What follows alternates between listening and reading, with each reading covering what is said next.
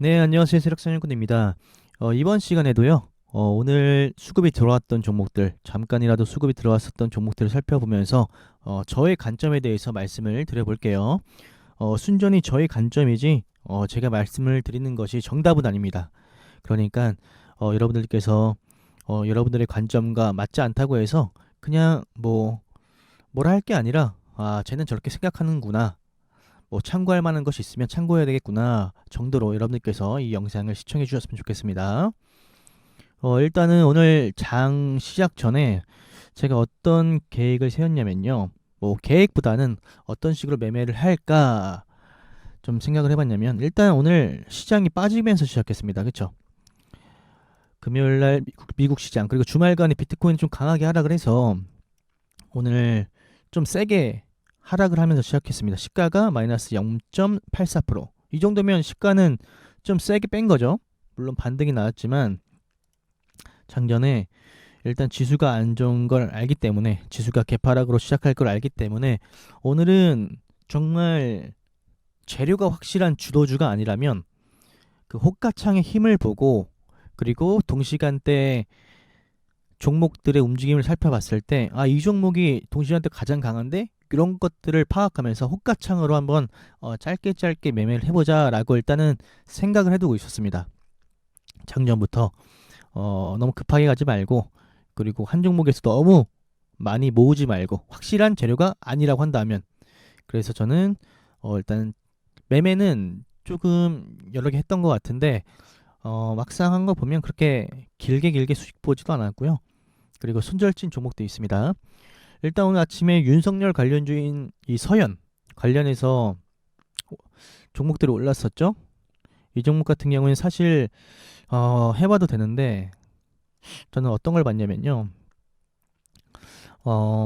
윤석열 쪽에서 확실한 재료는 아니라고 판단했어요. 얘가 올라가려면 지지율이 압도적이다 이런 뉴스가 있어야 되는데, 딱히 그런 것도 아니고 그냥 단순 상승을 보여서 이 종목을 내가 잡아야겠다라고 생각은 하지 않았습니다.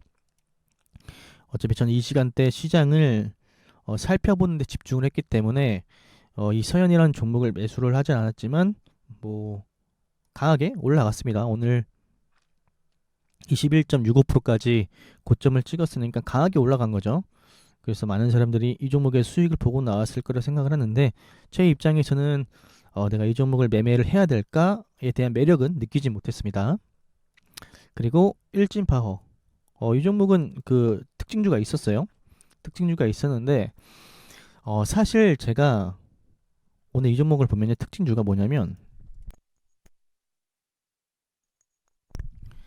신한을 되게 검토 시사잖아요, 그죠? 저는 이 검토라는 이 뉴스 자체는 그렇게 강한 파급력 있는 재료라고 생각을 하지 않아요. 검토 자체를 한다고 해서 이 정도는 올릴 수 있다라고 보지만 확정 뉴스가 아니기 때문에 이런 눌림에서는 제가 잘 공략을 하지 않습니다. 물론 일봉이 매력적이라면 할 수 있겠지만 일봉까지도 뭔가 이런 매물대에 닫혀 있죠. 그렇기 때문에 저는 일진퍼를 반응하는 건 봤지만, 이렇게 상승하는 건 봤지만 적극적으로 매매해 볼 생각은 하지 않았습니다. 적극적으로. 인터파크 또한 특징주가 떴는데 이 정도의 상승은 보여졌지만 딱히 수급적인 측면에서도 그렇고요. 그리고 한 번에 너무 가파르게 올랐죠.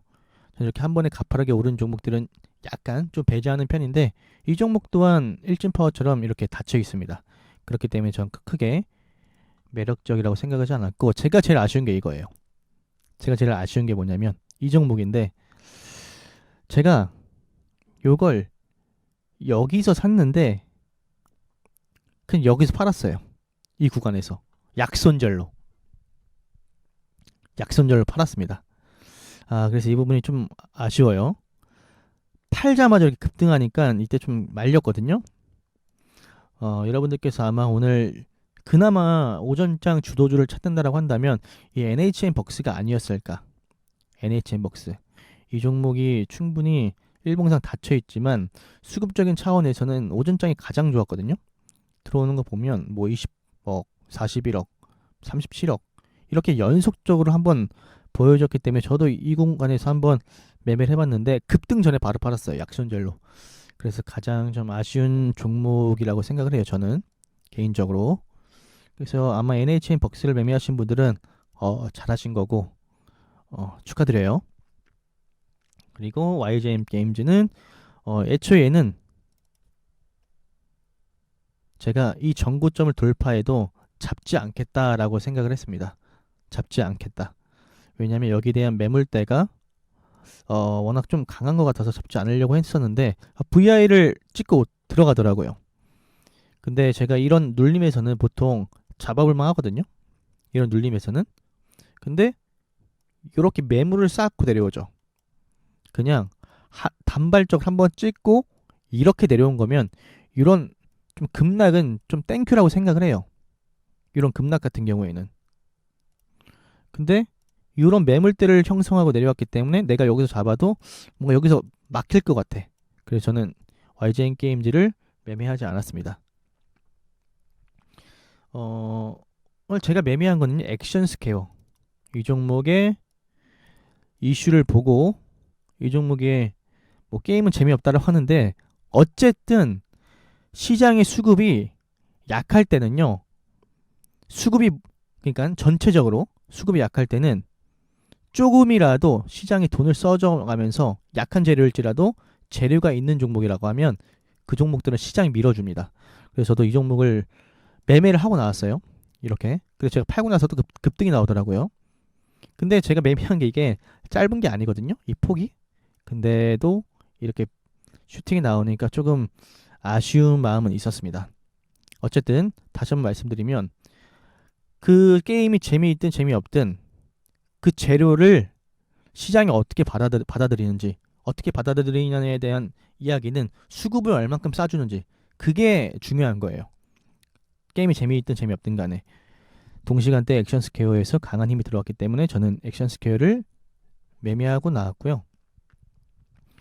그리고 제가 오늘 좀 아쉽게 매매한 게 이거예요. 이건 제가 손절한 종목이에요. 이거는 제가 매매를 크게 하지 않았어요. 물량을 세게 베팅하지 않았어요. 근데 제가 손절을 했죠. 여기서 샀고 손절했고 여기서 샀고 손절. 어떻게 보면 좀 급했던 것 같습니다. 워낙 가는 종목이 없어가지고 얘가 그나마 이렇게 수급을 싸주니까 결국에는 가지 않을까 싶었는데 제가 손절하고 그냥 가더라고요. 그리고 여기서도 이렇게 수급을 두 번 싸줬으니까 가지 않을까 싶었는데 이 최고 거래량을 제가 좀 간과했어요.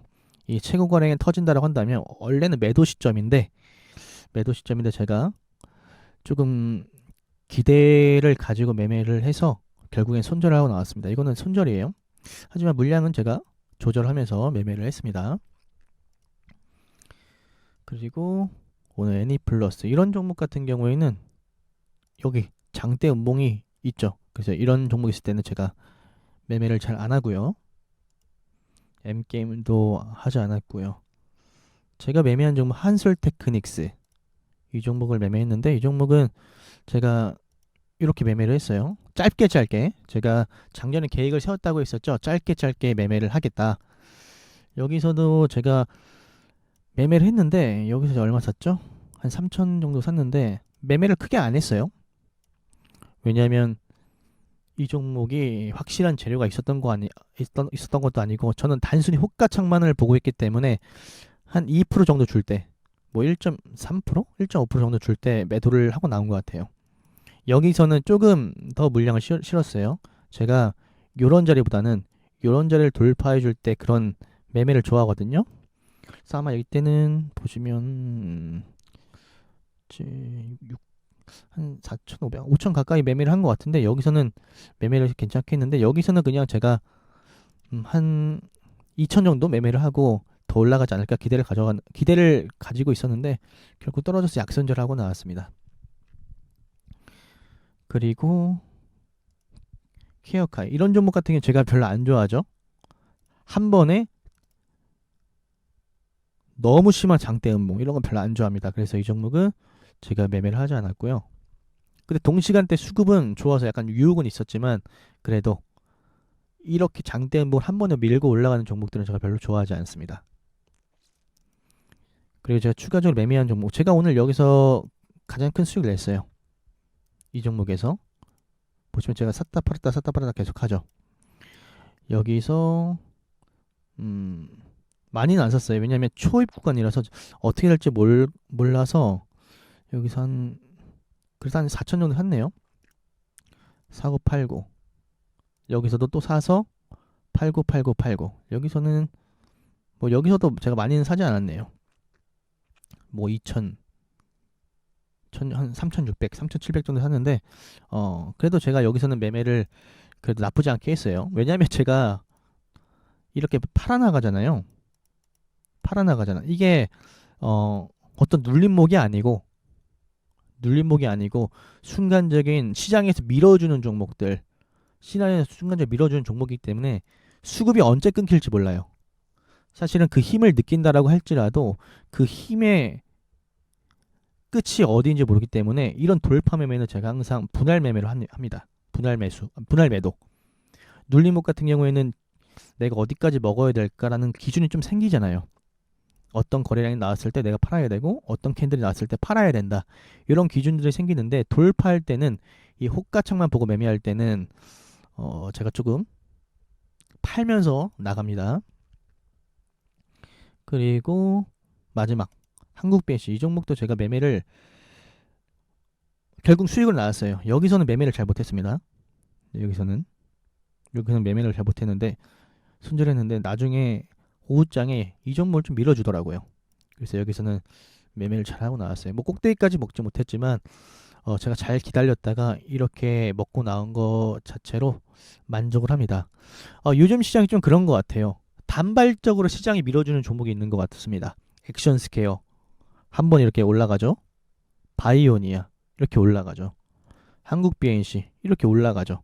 그래서 여러분들이 지금 시장은 뭐 차트적인 거 중요해요. 차트 중요해요. 하지만 시장이 어떤 종목에 초점을 맞춰주는지 그거에 대해서 조금 더 느끼는 게 더 중요한 것 같아요. 하지만 그걸 느낀다라는 어떤 감각 자체를 바로바로 키울 수는 없기 때문에 여러분들이 꾸준히 이 시장을 접해가면서 그러한 감각들 그리고 호가창의 힘들을 느껴보는 시간들을 충분히 가져보셨으면 좋겠습니다. 그리고 요즘 장 같은 경우에는 여러분들이 평소보다는 물량을 좀 줄여서 매매하는 것도 하나의 방법이지 않나 싶기도 합니다. 아시겠죠?